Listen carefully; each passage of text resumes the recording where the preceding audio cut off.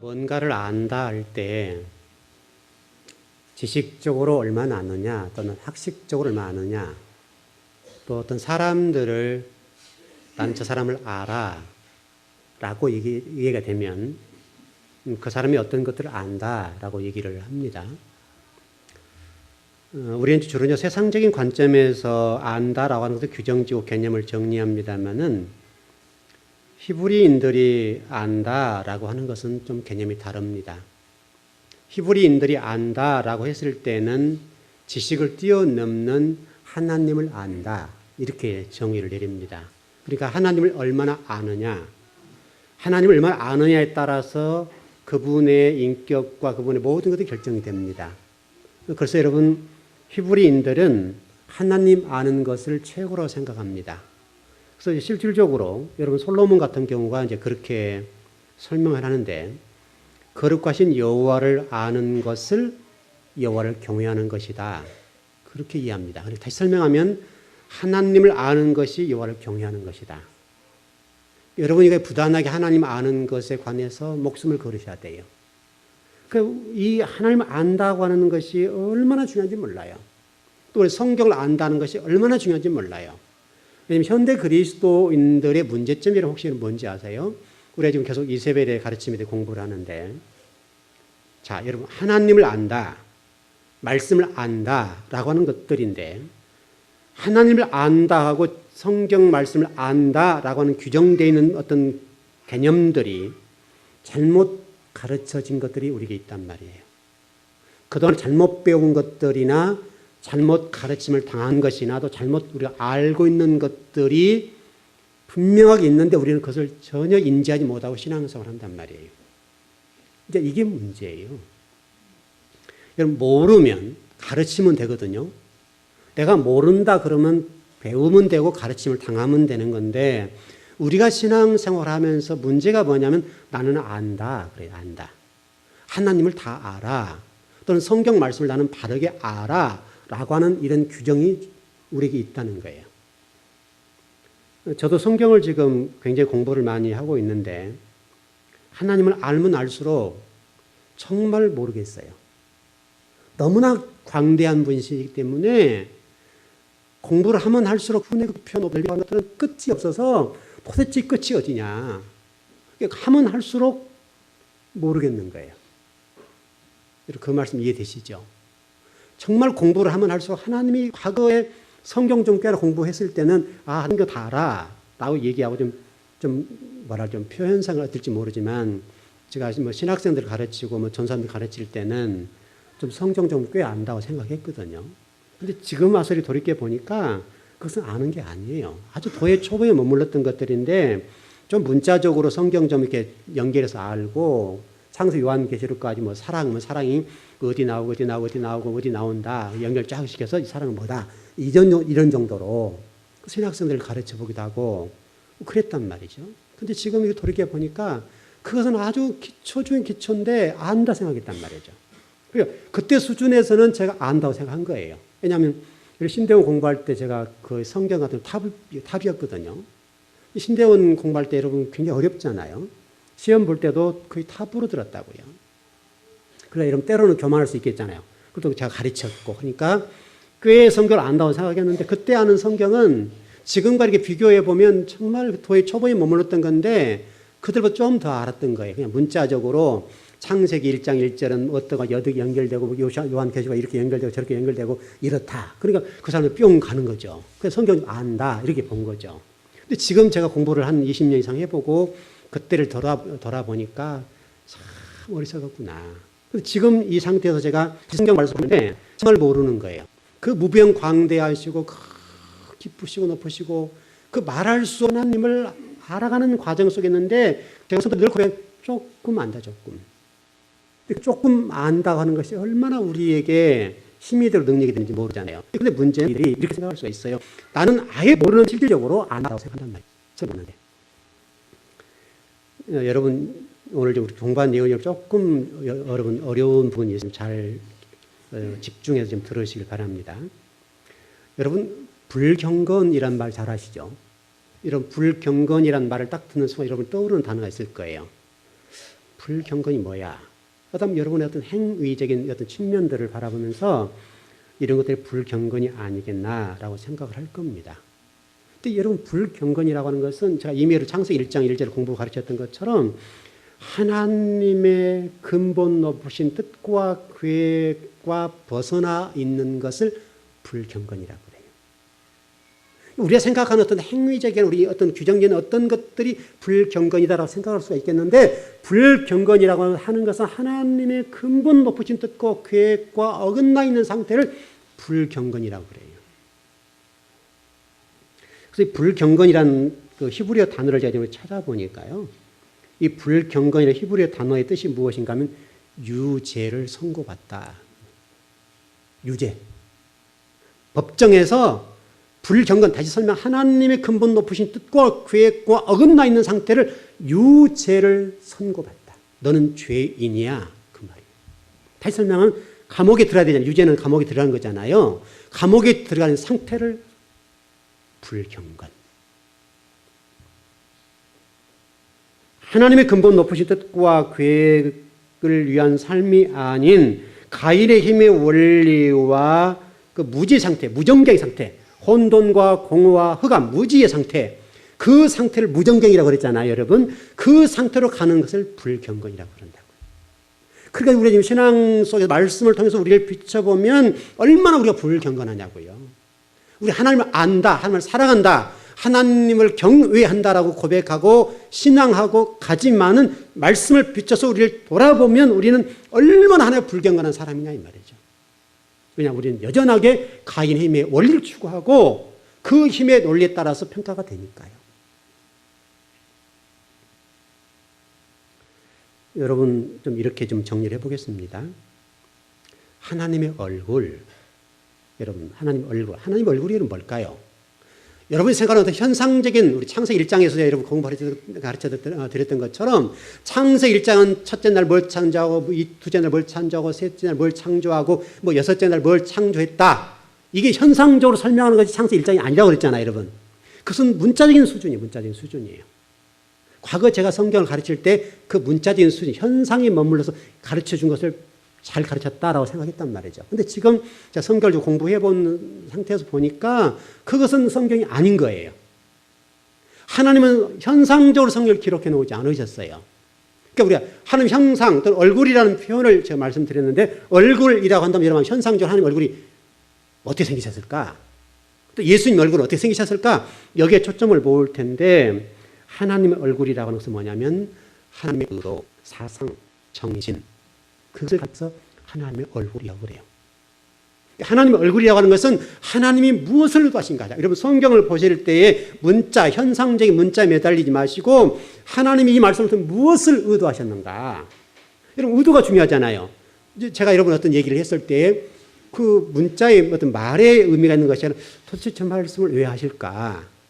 왜 저런 말씀을 나에게 하시지? 라고 하는 의도를 여러분 파악해야 되잖아요. 그런 것처럼 하나님의 의도하심과 사상과 영적인 것과 어떤 생명적인 것, 생명의 기운이라고 그랬잖아요, 여러분. 생명의 기운. 창세기에서 공부했을 때처럼 아담과 하와가 범죄하고 가인, 아벨이 여러분 가인이 범죄했을 때 상황들을 보시, 가인이 범죄했을 때를 보십시오.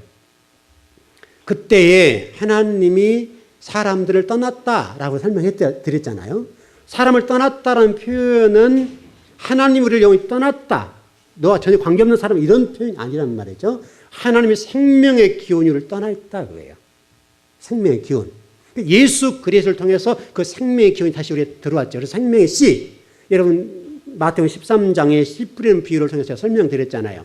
씨 뿌리는 비유가 무슨 가시밭길, 길가밭길, 이런 그런 길을 설명하는 것이 아니라 하나님의 생명의 말씀, 생명의 기운을 뚫고 들어와야 열매를 맺는다. 여러분 그래서 생명이 있잖아요, 여러분에게. 예수 그리스도 믿는다는 말이 그 생명의 씨가 뚫고 들어오는 거예요. 그걸 얘기한다라고 설명해 드렸던 것처럼 바로 하나님의 얼굴이라고 하는 것은 하나님의 의도하심과 사상과 또 생명과 그분의 어떤 영적인 거 이런 것들 정신 이렇게 볼 수 있겠는데 그것이 하나님의 얼굴이라고요. 근데 우리의 얼굴이 뭐냐면 창세기 1장 2절에 설명하고 있는 것처럼 혼돈과 공허와 흑암, 무정, 무지 무정갱. 하나님을 아는 거에 관해서 무지한 상태가 뭐냐면 우리 인간의 얼굴이라고 해요. 하나님 우리에게 말씀한 게 뭐냐면 그 무지의 얼굴을 벗어버리고 잘라버리고 베어내버리고 하나님 얼굴을 바꾸라. 그래서 창세기 1장 1절에서 첫 번째로 히브리 단어를 설명드린 베레시트라는 단어를 통해 설명드렸잖아요. 그 단어에서 높으신 것 설명드린 적 있잖아요. 높다. 높은 그 얼굴, 높으신 예수 그리스도 그걸 설명드렸던 것처럼 바로 하나님이 저와 여러분이 요구하신 것이 하나님의 근본 의도하심과 뜻과 계획대로 살아야 되겠는데 그 말씀을 배우는 건데 그것을 위해서 익히고 하는 건데 우리의 어떤 무지와 또 혼동과 공허의 상태의 얼굴을 베어버리고 하나님의 얼굴로 바꾸는 거예요. 이것을 가르쳐서 뭐라고 얘기하면 신앙생활이다 그래요. 신앙생활이라고 하는 바로 그런 거예요. 그러니까 우리가 하나님의 얼굴로 바꾸는 것, 하나님의 의도하신 어떤 뜻, 하나님의 계획하신 것 또는 하나님의 사상, 하나님의 생명, 하나님의 어떤 정신 이런 것들을 바꿔야 되겠는데 그것을 방해하는 게 뭐냐면 성경 말씀이라니까요. 또요. 성경 말씀 잘못 알고 있고 잘못 오해하는 그 성경 말씀이 하나님의 얼굴을 바꾸는데 방해가 된다. 이론이잖아요, 이게. 하나님 말씀을 제대로 배우면 괜찮죠. 잘못 가르침을 당했던 하나님 말씀이 우리 어떤 세상적인 얼굴이 인간인 이 얼굴이 하나님 얼굴로 바뀌어져야 하나님의 사람이 된단 말이죠. 그래서 하나님이 저와 여러분에게 지으신 목적대로 계명을 따라 예배하는 삶을 살아야 되겠는데 그게 못 사는 이유가 왜 그러냐면 바로 이 잘못된 진리, 잘못 가르침을 당해서 잘못 내가 이해하고 알고 있는 그 진리가 나를 하나님 얼굴을 바꾸지 못하게 만들어버린다.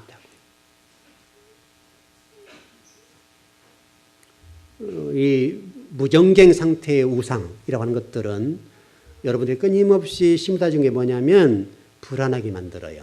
초조하게 만들어줘요. 우리를. 초조하게 만들어주고 불안감을 심어줘서 하나님의 얼굴로 바꾸게 되면 뭐라고 얘기하면 이 사단들이 너 그러면 죽어. 그렇게 한단 말이죠. 그러니까 늘 불안감을 심어주고 두렵게 만들어주는 그 어떤 우상들이 우리로 하여금 하나님 얼굴로 바꾸지 못하게 만들어주는 거예요.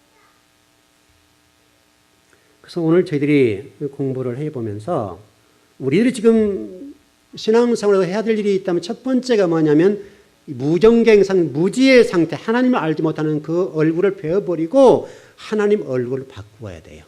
그래야 여러분과 제가 살 수가 있어요. 여러분들께 죽음이라는 개념을 어떻게 정리를 하실지 모르겠는데 여러분 죽음이 뭡니까 여러분? 죽음이라는 개념으로 정리할 때 이렇게 정리하잖아요. 우리 생명 기운이 떠나버리고 이제 이 육체가 흙으로 돌아가는 상태 그걸 죽음이라고 그러잖아요. 물론 그런 부분이 있습니다. 근데 여러분 성경을 잘 보십시오. 사도 바울은 이런 고백했습니다. 나는 날마다 죽노라. 나는 죽는다 그랬죠. 사도 바울이 얘기했던 날마다 죽는다는 말은 우리 육체적인 죽음을 얘기하는 게 아니죠. 죽는다는 말은 다시 설명하면 우리가 창세기 1장으로 다시 돌아가서 볼 때에 하나님의 근본 의도하신 뜻과 높은 계획들을 말씀을 통해 배우고 익혀서 가야 되겠는데 그렇게 가지 못한 어떤 세상적인 어떤 유혹, 세상의 어떤 것들이 그것을 못 가게 만들어주는데 그것 때문에 내가 날마다 죽어서 다시 설명하면 그걸 죽이니까 그게 되더라 그거예요. 내가 그걸 죽이고 누르니까 하나님의 계획하신 뜻과 계획들이 보이게 되고 그를 추구하게 되더라. 그렇게 얘기를 할 수 있습니다. 그래서 여러분 죽는다는 개념에서 중요한 게 뭐냐면 생각을 바꾸는 거예요. 생각. 이 생각을 바꾼다고 하는 것이 얼마나 중요한지 몰라요. 그런데 여러분 굉장히 어려운 것 같은 사실은 쉬워요. 생각을 바꿔버리면 되는데 우리의 어떤 의식구조, 사고, 어떤 세계관들이라고 하는 이것들이 우리를 붙잡고 있는 것들이잖아요. 이걸 바꾸면 간다는 건데 이걸 꽉 우리 붙잡고 있는 거예요. 이게요. 그래서 여러분 제가 이미 우리 토라 공부할 때 좀 가르쳐 드렸는데 하나님이 모세를 부르실 때 시내산에게 부르셨잖아요. 모세야 모세야 부르셨죠. 소명을 주신 것이죠. 그러니까 이스라엘 지도를 세우기 위해서 하나님이 모세를 부르셨는데 40년도 공부했고 미디안 광야에서 실전적인 공부를 했잖아요. 실천하고 공부를 했는데 그 80세가 되었을 때 하나님 모세를 부르셨다고요. 부르시면서 모세에게 첫 번째 말씀하신 게 뭐예요? 모세야 모세야 너희 서 있는 거룩한 땅이야. 그러니 너 신발 벗어 그랬잖아요. 신발 벗어. 여러분 신발 벗었다는 말을 다 우리 이해하시죠? 신발을 벗어라는 말이 무슨 얘기냐면 네가 가지고 있는 지식도 버려. 네가 가지고 있는 체험도 버려. 네가 알고 있는 어떤 것들을 다 버려야 너는 내 일을 할 수 있고 내 사람이 될 수 있어. 네가 알고 있는 것도 다 버려야 돼. 그렇게 말씀하셨다. 그리고 하나님이 모세에게 말씀한 거예요. 내가 너 입에 말씀 물려줄게. 내가 너 입에 말씀 물려줄 테니까 말씀 물려준 대로만 살아. 그게 네가 너를 버리는 거야. 네 이력서를 내려놓는 거야. 모세가 그동안 궁정교육 40년 했잖아요. 왕교육을 받아 40년 동안. 그리고 받은 그 교육을 미디안 광야에서 실질적으로 실험을 해봤단 말이죠. 그 양들을 키워봤단 말이죠. 근데 하나님이 사람으로 되기 위해서 첫 번째 그가 버려야 될 게 뭐냐면 그 알고 있던 어떤 애굽에서 공부했던 그 인간적인 공부를 내려놔야 된다. 네 생각, 의식구조, 사고, 세계관. 그리고 내가 네 입에다 물려줄게. 네 입에 물려준 그것대로만 살아. 그래서 성경에 여러분 계속 나온 게 뭐예요? 하나님 모세에 말씀하신 대로 순종했더라. 계속 그 말이잖아요. 여러분 모세가 다 순종했습니다. 딱 한 번 불순종하잖아요. 한 번 불순종했는데 하나님 뭐라고 말씀하세요? 네가 내 거룩을 드러내지 않았기 때문에 너는 가나안 땅 못 들어가. 딱 한마디잖아요. 바로 그 얘기예요. 그러니까 모세가 하나님께서 말씀하신 말씀을 다 순종했다고요. 다 순종했다고요. 한 번 좀 이스라엘 백성들 때문에 화가 났잖아요, 여러분. 화가 나니까 한번 불경건, 진리 말씀을 이루지 못하고 여러분 진리를 명하라. 다시 한번 진리를 선포했을 때 말씀을 두드렸잖아요. 판상을 명하라는 말씀을 두드리니까 하나님 말씀한 게 뭐예요? 너는 내 거룩함을 드러내지 않았기 때문에 너는 가나안 땅 못 가. 너는 여기서 죽을 거야. 그렇게 말씀하셨잖아요. 그래서 저와 여러분이 인생을 살아가며 또 신앙생활을 하면서 첫 번째 해야 될 게 뭐냐면 내가 알고 있는 어떤 신앙이라는 지식들이 온전하지 못하다고 하는 전제에 출발을 해야 돼요. 그래야 여러분 신앙이 성장할 수 있어요. 언제나 내가 온전하다고 생각하면 여러분들은 성장할 수 없어요. 언제나는 부족하다. 나는 언제든지 진리 말씀을 다시 배워야 된다라고 하는 생각. 나의 선지식, 나의 이력서를 내려놓지 아니하면 하나님 말씀이 들어가지 않아요. 여러분 공부를 해보시면 알잖아요. 저도 성경을 공부할 때 저 신학을 우리 한국에서는 최고 학문을 공부했잖아요. 근데 그게 딱 머무르면 진리를 나갈 수가 없어요. 진전이 안 돼요. 딱 머무러 버리면. 그래서 우리 계시록 가지고 공부해 보면요. 신학적으로는 전철연설, 후철연설, 무철연설 또 뭐 복잡하거든요. 종말론 하나만 정리해도 전철연설, 후철연설, 무철연설 또 뭐 굉장하게 신학적으로 또 많아요. 근데 정말 공부하면 우리 통합집 같은 경우는 무철연설이거든요. 또 다른 교단은 또 뭐 후철연설, 전철연설 막 그러는데요. 교단마다 다르다면 교단마다 이게. 그러면 그들이 주장하는 어떤 신학자들이 주장하는 그 학설이 100%냐라고 보면 그러지 않다는 거예요, 여러분. 그렇다면 우리 성경을 통해서 그걸 조명해내야 될 거 아니에요, 여러분. 조명해내서 성경이 이렇다라고 설명해야 되겠는데 그런 설명하면 그건 믿냐 이거예요, 또. 안 받아준단 말이죠. 그게 좀 어려운 부분이에요.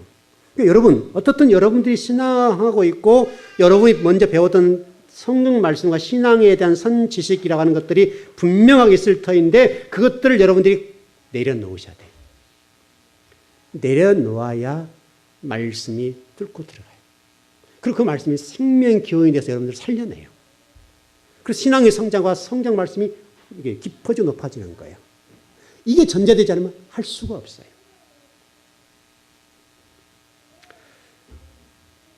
여러분들이 어떤 그동안 성경도 많이 읽으셨고 또 누구인가는 많이 성경을 배우셨는데 첫 번째 해야 될 일들은 그 배운 것들을 일단은 좀 내려놓으셔야 돼요.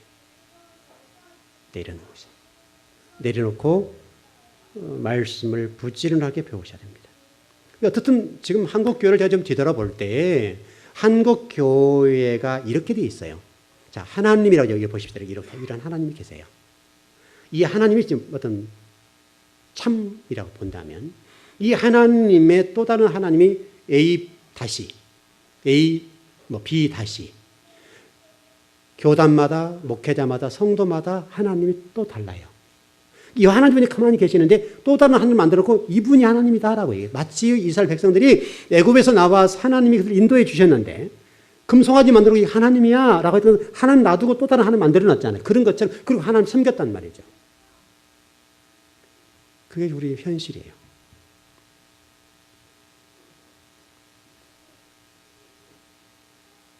여러분들이 예수님을 믿는 이유가 무엇이고 예수님을 믿는 목적이 여러분 무엇이세요? 여러분들이 지금 예수님을 믿는 이유와 목적이 도대체 뭐냐고요? 여러분들이 예수를 믿는 목적, 이유가 뭘까요, 여러분? 여러분들이 오늘 또 예배당에 오실 때에 분명하게 어떤 생각들을 가지고 오셨을 텐데, 만일에 그것이 가인의 힘의 원리를 이루기 위한 어떤 것이라고 한다면 그것은 또 다른 샤머니즘에 불과해요. 샤머니즘. 근데 너무나 우리 기독교 안에 이 샤머니즘이 많이 들어와 있다고요.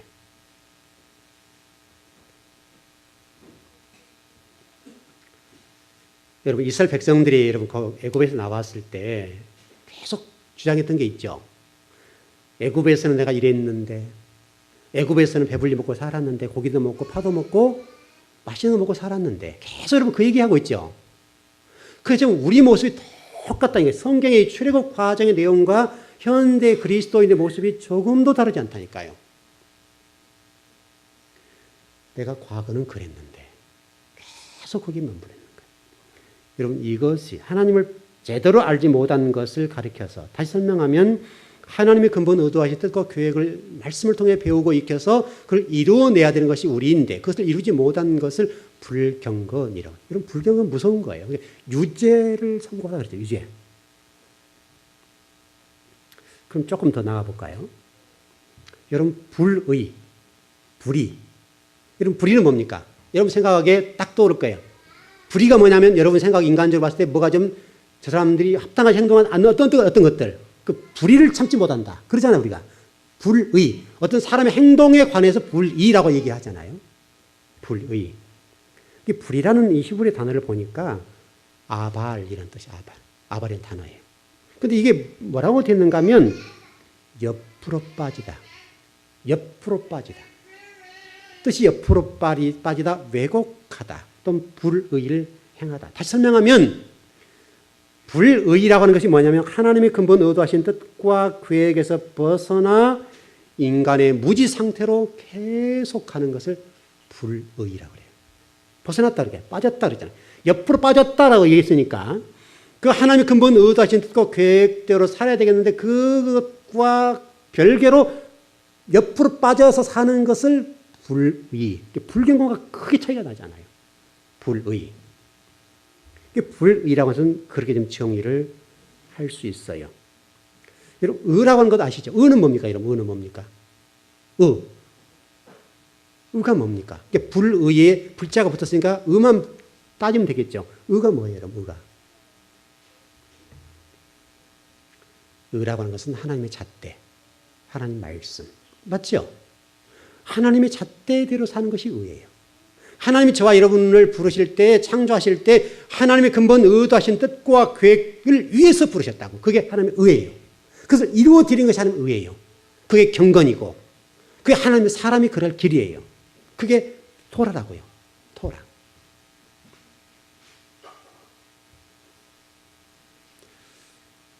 그 의를 이루는 과정을 보면 하나님 근본 의도하신 뜻과 계획을 예수 그리스도를 통해서 이루어 가시고 그 예수 그리스도를 통해 이루어 놓은 그 의를 우리를 통해서 이루게 하시는 것이 신앙생활이에요. 그럼 틀림없죠? 예수 그리스도를 통해서만 이루는 거예요. 예수 그리스도를 통하지 않고는 하나님의 근본 의도하신 뜻과 계획을 이룰 수가 없어요. 그래서 여러분 제가 그 부분을 일전에 설명을 드렸잖아요. 아마 나중에 우리가 이제 공부할 때 그 공부할 거예요. 그래서 제가 일전에 공부했던 내용을 다시 좀 정리해서 말씀을 드리겠는데 예수 그를 통해서 이뤄놓으신 그 의를 가지고 우리가 따라가는 것을 신앙생활이에요. 다시 설명하면 이제 이렇게 좀 정리를 하겠죠. 결국은 우리가 의를 이루기 위해서는 예수 그리스도 예수 얼굴로 바뀌어야 돼요.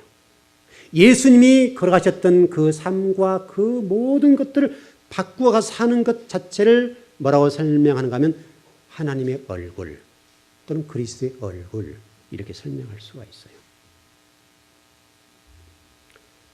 불의라고 하는 것은 사람의 불의는 뭐냐면 하나님이 끊임없이 지금 말씀을 통해서 여러분 첫째, 여섯째 시기를 설명했죠. 하나님은 첫째와 셋째의 이 상태를 그리스도라고 설명드렸고 넷째에서 여섯째를 예수라고 설명을 드렸는데 이 예수 상태, 육의 상태에서 그리스도 상태 넘어가는 것을 우리가 시기라고 설명드렸죠. 창세기 현상적인 것이 아니라 그것을 이루기 위해서 그리스도 예수 이것을 이루간다. 그래서 예수님을 믿는 단계에서 그리스도를 믿는 단계로 넘어가야 된다. 그걸 설명을 좀 드렸었어요. 그러니까 그리스도와 예수는 다른 분이 한 분이시지만 사역이 달라요. 십자가를 질 때 상태는 예수, 십자가를 져버린 상태는 그리스도. 여러분 그리스도라고 하는 부분을 바울이 설명했잖아요.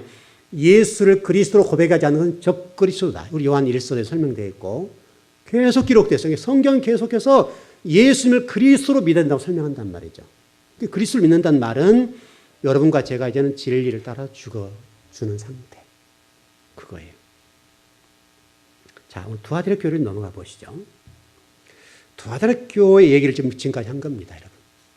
제가 여러분 말씀드린 것은 단순하게 어떤 창세기를 설명드린 것이 아니라 두아디라 교회를 설명하고 있습니다.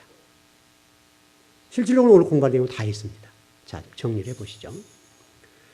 여러분, 두아디라 교회가 지난주에 우리 공부했던 이세벨의 가르침에 따라갔다라고 설명했는데 두 가지로 공부했고, 오늘 세 번째, 네 번째 공부할 건데, 제가 여러분 그 예배를 많이 강조하죠. 하여튼 어떤 목사님보다도 제가 강조하는 것이 예배입니다. 교회 일하지 말고 예배드리라. 일하려고 하지 마라 예배드리라. 계속 그 얘기를 많이 하는 편인데 예배의 중요성이 여기에 있어요. 예배를 잘 드려야 돼요. 결국 저와 여러분이 하나님의 얼굴을 바꾸는 데 있어서 가장 좋은 곳은 어디냐면 예배예요. 예배 이상도 이하도 없어요. 예배를 잘 드려야 돼요. 예배를 잘못 드리면 여러분들은 어떤 것도 할 수 없어요. 행동적으로 혹시 잘할지 몰라도 그것은 아니에요. 근데 이 이세벨을 통해서 지금 한국 교회 안에도 두아디라 교회뿐만 아니라 한국 교회 안에 이세벨적인 가르침이 그대로 침투를 당하고 있어요. 우리도 지금 모르는 상태예요. 우리도. 여러분 성경을 한번 보십시다. 열왕기상 18장 28절을 한번 보십시다.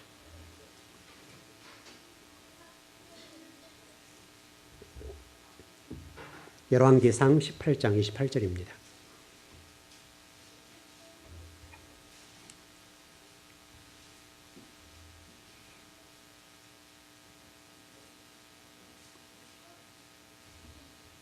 네, 찾으셨습니까? 한번 같이 합독하시죠. 시작. 이에 그들이 큰 소리로 부르고 그들의 규례를 따라 피가 흐르기까지 칼과 창으로 그들의 몸을 상하게 하더라. 여러분 주목해 보십시오. 그들의 규례를 따라. 누구의 규례를 따랐다는 거예요?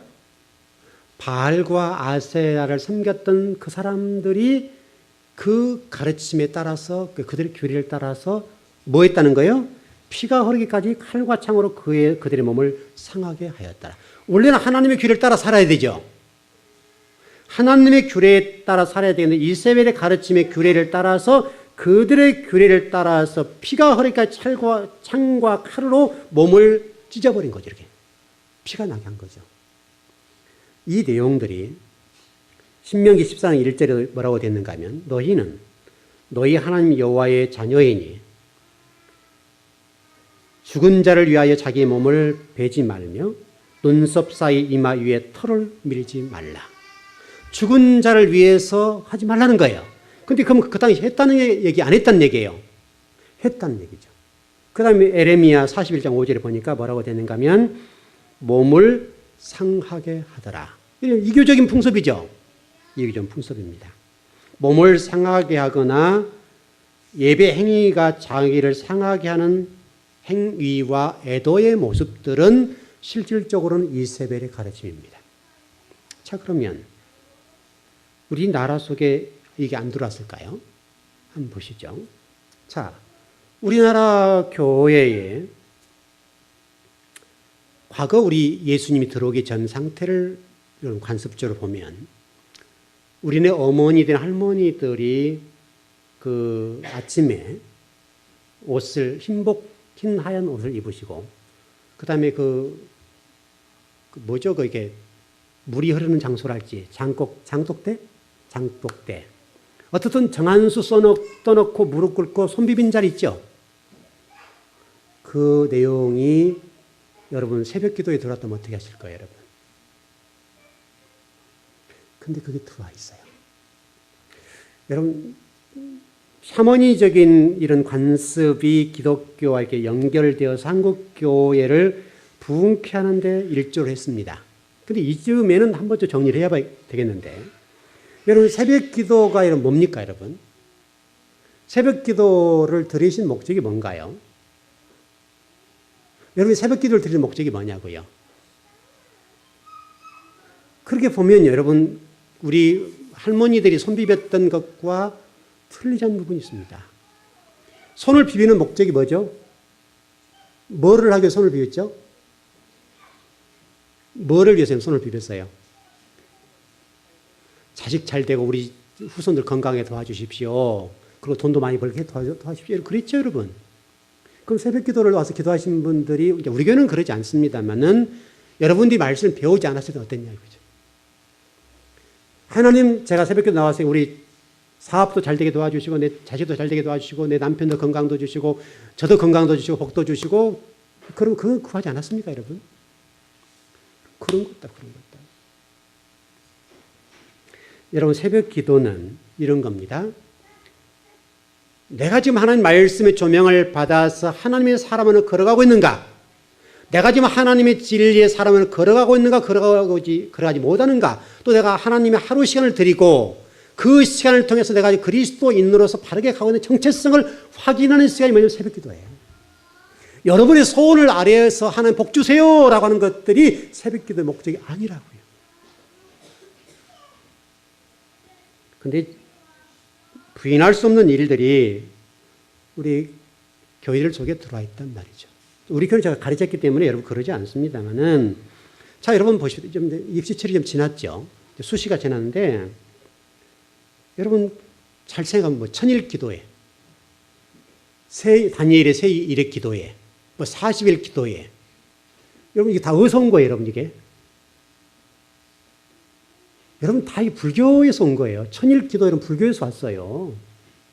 새 일의 기도는 다니엘이 기도했습니다만은 이게 성경에 기록됐다 그랬는데 실질적으로 여러분 굉장히 특별한 다니엘 특별 새벽 기도, 새 일의 특별 새벽 기도. 여러분 이게 잘 생각해 보세요, 여러분. 여러분 특별한 새벽 기도가 있어서 특별한 예배가 있습니까, 여러분? 여러분 대예배, 소예배 무슨 그런 게 있어요? 개념을 좀 여러분 지금 11시 예배 드리는 부분에 대예배 드린다고 하죠, 우리가. 그럼 소예배가 있죠. 그럼 소예배가 뭐고 대예배가 뭐예요? 여러분 이 개념 정리가 잘 돼야 돼요. 이건 그냥 예배예요, 예배. 대예배가 없고 소예배가 없어요. 모든 것은 예배예요. 그냥 하나님을 향한 예배지 대예배, 소예배가 없다. 우리는 오전 예배는 대예배, 오후 예배는 소예배. 이런 개념이란 말이죠. 그리고 한국 교회인들이 이게 잘 안 되는 거예요, 이게. 여러분 예배는 예배고 특별 새벽기도, 특별 집회 그건 없어요. 무슨 것이 특별해요, 특별해. 예배는 예배지. 여러분 제 얘기가 틀렸습니까? 여러분 아마 어떤 교회들 보면 자녀들 위해서 아마 입시철이 되어서 특별 새벽기도 하는 교회들이 있더라고요. 근데 이 내용을 보니까요, 여기 화계사 앞에 거기 와보면요, 그 화계사가 딱 그런 게 뭐죠, 이거? 프랭카드. 그게 뭐라고 걸어놨어요? 자녀들 위해서는 기도해. 수험생들 위한 기도해. 똑같다니까요. 이름만 기독교에서 한 거고 불교에서 한 거 바꾼 것 뿐이에요. 불교에서 하고 있는 짓과 기독교가 하고 있는 짓이 똑같다니까요, 지금. 여러분, 기독교와 불교가 수준이 똑같습니까, 여러분? 이거는 게임이 안 돼. 하늘과 땅이에요. 근데 어떻게 우리가 그 수준 낮은 천일 기도회나 불교처럼 하고 있는 그 이세벨의 가르침들을 그대로 본받아 기독교에 접목시키냐고요. 여러분, 기독교가 그 정도 수준 낮지 않습니다. 기독교는 여러분 굉장한 종교예요. 생명의 종교고 불교는 여러분 생명이 없잖아요. 철학이잖아요, 철학. 근데 이런 이세벨적인 가르침과 이런 것들이요, 기독교 안에 그대로 들어간 우리는 한 번도 그것이 이세벨의 기도나 불교적인 것이라고 생각해 본 적이 없잖아요, 우리가. 여러분, 금식도 똑같잖아요, 금식. 우리가 지금 예배 드릴 때도 똑같잖아요. 예배 드리는 목적이, 새벽에도 말씀드렸습니다만, 예배 드리는 목적이요, 하나님께 복받기 위해서 예배 드리는 사람이 너무너무 많은 거예요, 지금 한국교회가. 다 이세벨적인 가르침이에요, 이게. 예배는 하나님께 드리는 거예요. 하나님, 제가 저를 드립니다. 하나님, 저를 통해 영광 받으십시오. 이게 예배해야 되잖아요, 예배가. 근데 우리는 예배를 통해서 우리는 뭔가를 얻으려고 한다고. 이세벨이 우리가 말씀 제가 읽었잖아요, 아까. 뭔가를 받기 위해서 예배를 드리는 거죠. 결국은 여러분, 이세벨이 드렸던 그 850대 1의 싸움에서 갈멜산에 누가 이겼습니까, 여러분? 하나님의 방법대로 했던 사람이 이겼잖아요. 답이 나와 있잖아요, 답이. 근데 우리는 여전하게 지금도 그 이세벨적이나 불교적인 것들을 어떤 동원해가지고 예배 내가 이렇게 잘 드리면 하나님 나를 복 주실 건데, 후손들 복을 주실 것이야. 이렇게 갔다고요. 여러분, 이건 예배가 아니에요. 이건 이방인의 가르침이에요. 이방인의 길을 따라가는 거예요. 복을 주시는 분은 아버지가 결정할 문제예요. 그건 우리가 달라게 주는 것도 아니고 하나님이 알아서 하실 문제예요. 복을 줄 자에게, 성경이 그렇잖아요. 복을 주자에 복을 주고 궁유를 베풀 자에게 궁유를 베풀어 준다 그랬잖아요. 그게 성경이잖아요. 하나님 마음이라니까요. 하나님 마음인데 우리가 하나님 마음을 내가 막 움직이려고 한다, 움직이려고. 여러분이 하나님을 움직인다고 해서 움직이는 분도 아니지만은 너무나 잘못된 거예요. 이게 다 이세벨적인 가르침이 그대로 한국교회에 들어와 있어요. 안타까운 거예요. 적어도 여러분 즐거운 교회에서 말씀을 배우는 분들은 신앙할 때에 이세벨적인 가르침을 받지 않았으면 좋겠습니다. 성경은 그걸 뭐라고 그랬어요? 침상에 던진다고 그랬어요. 침상에. 회개할 기회는 주었자면 침상에 내가 던질 거야. 회개해 그랬잖아요. 기회가 있을 거예요. 아마 다음에 우리 공부할 때 두아들 교회 공부를 더 할 건데 더 보십시오. 그 자녀들에 대해서 뭐라고 됐으면 성경이. 이세벨에 대해서 그 가르침 받은 자들에게 대해서는 회개할 기회를 하나님 주셨어요. 근데 성경을 읽어보시면 그 자녀들에 관해서는 성경이 뭐라고 설명해서 보세요. 그 자녀들에 관해서는 회개할 기회도 안 주세요.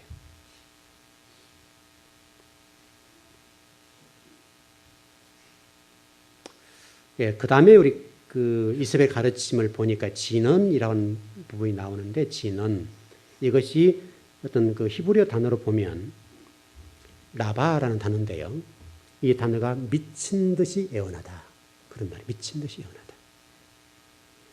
여러분, 서울이란 이 하늘 아래요.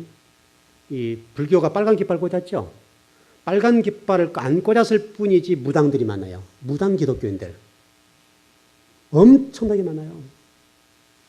여러분요, 거기는 장로님도 가시고 목사님도 가시고요. 성도들 가운데도 권사님들도 가시고요. 가서 여기 뭔가 좀 미래를 어떤 보려고 가는 사람들이 너무너무 많아요. 그분들이 갈 때 복채를 들고 가거든요. 우리 그쪽 과거에 다니신 전략이 아시죠? 어떤 그 불교 쪽에 그쪽에서 그 불상 가서 비비면서 뭐 복채 내는 것들 잘 보시거든 아시죠? 복채를 여러분 작게 갖고 와요? 두둑하게 갖고 와요? 두둑하게 갖고 와죠. 신앙생활 하면서 이렇게 헌금할 때는 손이 부들부들 떨어도 복채 들고 할 때는 굉장히 들고 나가거든요. 왜 그러냐면 복과 관련되어 있으니까. 이게요, 기독교인들 속에서 그대로 들어왔어요. 이게 이세벨의 가르침인지를 모르고 다녔다 이거예요. 이세벨의 가르침이 그런 거예요. 그런 거. 강단해 주신 메시지만 제대로 소화하고 그 말씀에 순종하면 될 것인데 무엇 가서 받을 게 뭐가 있어요? 그 사람들 예언이요. 알고 하는 게 아니에요. 뻔해요. 온 사람들은 뭔가 문제가 있으니까 어차피 올 거 아니에요. 그러니까 레파토리가 딱 그 사람들 얘기 들으면 안단 말이죠. 근데 우리는 그분들 앞에 가면 그냥 하나님을 만나도 기뻐한단 말이죠. 강단에 진짜 말씀을 전하지만 안 듣는다. 즐거운 교회에서 신앙생활 하신 분들은 그런 일은 안 했으면 좋겠습니다. 이게 이교적인 거, 이교적인 거. 이 단어를 보니 라바라는 단어 속에 뜻을 보니까 뭐라고 됐는가 하면 헛소리하다, 헛소리하다. 여러분, 애언이라는 말을 배웠죠? 애언이 뭐예요, 여러분? 애언. 우리가 애언기도 받으러 가잖아요, 애언기도 받으러. 저도 한때는 그 미친 짓 했거든요. 저도 신학하기 전에는요, 제가 은사 쪽에 좀 관심이 많아가지고 때만 해도 전국을 뛰었어요. 제가 전국을. 그리고 깊이 들어갔어요. 깊이. 그 사람 보면 제가 저 사람 뭐가 어떻다 다 알았단 말이죠. 그때는 그랬어요. 저도. 이 헛소리라 헛소리. 애언이 뭐예요? 애언이 여러분. 애언. 애언이라고 하는 것은 하나님 말씀을 바르게 잘 해석해 준 것이 애언이에요. 구약 성경과 신약 성경 이미 지나온 말씀들이잖아요. 요한계시록 미래의 문제지만은 성경 말씀이 이러니까 여러분 이렇게 살아. 여러분 출애굽 제가 오늘 애굽 설명드렸잖아요. 이스라엘 백성 애굽. 이게 애언이라는 거예요. 애언. 애언이 엉뚱한 얘기 받아서 이게 신뢰가 눈 감고 하나님 오늘 말씀하신 집사님이 이렇게 하라고 말씀하시네. 이게 애언이 이건 헛소리라니까요. 헛소리. 그래서 라바라는 단어가 애언자라고 얘기인데 헛소리하다. 헛소리하다. 여러분 애언 아무리 신령한 분이 있다 할지라도 다 가짜예요. 100%가 없어요. 하나님만 진짜지 어디 다른 사람이 다 가짜죠. 성경이 기록됐는데 무슨 할 말이 더 있어요, 여러분? 창세부터 요한계시록 하나님께 하실 말씀을 다 기록해 놨는데 또 하실 말씀이 뭐가 있냐고요, 여러분. 이것만 여러분 소화해도 다 소화 못 하잖아요. 근데 이 공동 번역에 보니까 이 단어가 뭐라고 해석되는가 하면 신접한 모습으로 날뛰다 그렇게 돼 있어요. 뜻이. 공동 번역에 번역됐어요. 신접한 여인처럼 날뛴다는 그게 헛소리하는 거예요. 라바, 애언하는 거예요. 우리 교회는 다니실 분 없죠? 우리 교회는 안 다닐 거예요. 다니다가도 말씀 들으면 안 가야죠. 여러분 우리 권사님 같은 기도 저 만나기 기도 많이 다니셨잖아요. 왜 컬컬하니까. 왜 해결 안 되니까 갈증을 느끼니까 기도는 가잖아요. 갔다 오면 뭔가 좀 시원하잖아요, 여러분. 그것도 안수 받고 오면 또 더 시원하잖아요. 근데 애원 받고 오면 더 시원하잖아요. 그러니까 막 그렇게 하는 거예요. 근데 말씀 들어가면 그런 거 필요 없어요. 우리 교회는 지금 부흥회를 안 해왔죠. 제가 20년 목회 지금 단독 목회 했는데요. 부흥회를 딱 한 번에 딱 한 번. 그것도 말씀 사경에 우리 그 누구죠? 브라이언 박 목사님 한 번 오셨는데 여러분 지금 굉장히 유명해지셨다고요. 지금 CTS 이런 데도 막 나가시고 그러는데 지금은 뭐 굉장히 유명세를 타고 계시는데 그때는 이름이 없었잖아요. 이름이 없으셨을 텐데 여러분 그분 와서 말씀만 공부했잖아요. 우리가 딱 한 번 제가 20년 동안 목회하는 동안에 말씀 사경에 그분은 깨끗한 분이었기 때문에 한번 모셨는데 그것 외에는 제가 20년 부흥회 본 적이 없어요. 부흥회 하면 붕 뜨죠. 대부분 우리 목사님들 부흥회를 언제 하냐면 교회 재정이 부족하거나 건축 때 교회 건축하는 부흥회 하잖아요, 여러분. 어떤 교회는 1년에 한 번씩도 하더라고요. 어떤 교회는 1년에 2번도 하고. 그럼 그때 작정하고 헌금 걷어들이는 거예요. 그럼 목사 입장에서는 편하고 좋겠죠. 여러분 우리 교인들은 뭐 그런 거 없는데 여러분 이제 곧 12월 달 지나면서 새해가 되네요.